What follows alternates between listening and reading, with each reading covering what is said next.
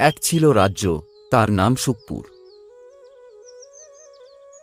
সে রাজ্যের রানীর নাম ছিল কমলা।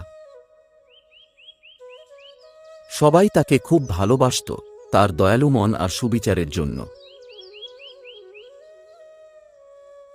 কিন্তু তার ছোট বোন চন্দ্রা সবসময় কমলার সাফল্যে হিংসা করত। চন্দ্রা ভাবত, কমলা রানী হয়ে কি এমন করেছে, আমিও তো পারি রাজ্য চালাতে। হিংসায় সে রাতদিন ছটফট করত। একদিন সে এক ডাইনির খোঁজে গেল আর বলল, আমাকে এমন কিছু দাও যাতে কমলা সবার চোখে খারাপ হয়ে পড়ে। ডাইনি তাকে একটি বিষজড়িত ফুল দিল। এটা রানীর ঘরে রাখো, সে অসুস্থ হয়ে পড়বে, তখন তুমি সুযোগ পাবে। চন্দ্রা ঠিক তাই করল। পরের দিন কমলা হঠাৎ অসুস্থ হয়ে পড়লেন। রাজ্য জুড়ে অস্থিরতা। চিকিৎসা করে কিছুই বুঝতে পারল না।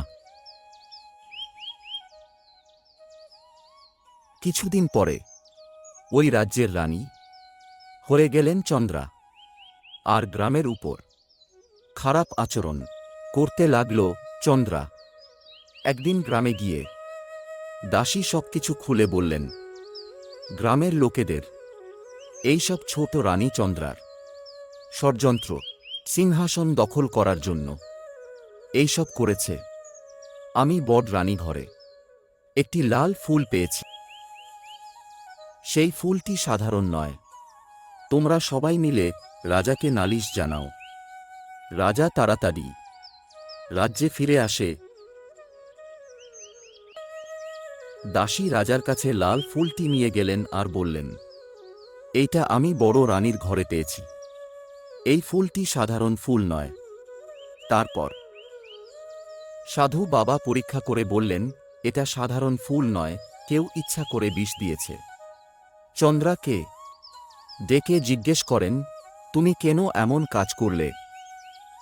রাজা মশাই, আমাকে ক্ষমা করে দাও, আমি হিংসায় অন্ধ হয়ে গিয়েছিলাম।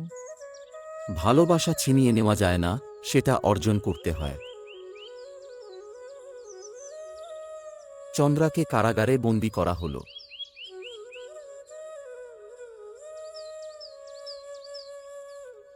রানী সুস্থ হয়ে ফিরে এসে বললেন, হিংসা এ যেন আগুনের মতো, প্রথমে জ্বলে ওঠে অহংকারে, তারপর ধীরে ধীরে পুড়িয়ে দেয় হৃদয়, সম্পর্ক, সমাজ, এমনকি গোটা সভ্যতাকে। হিংসা কখনো গৌরব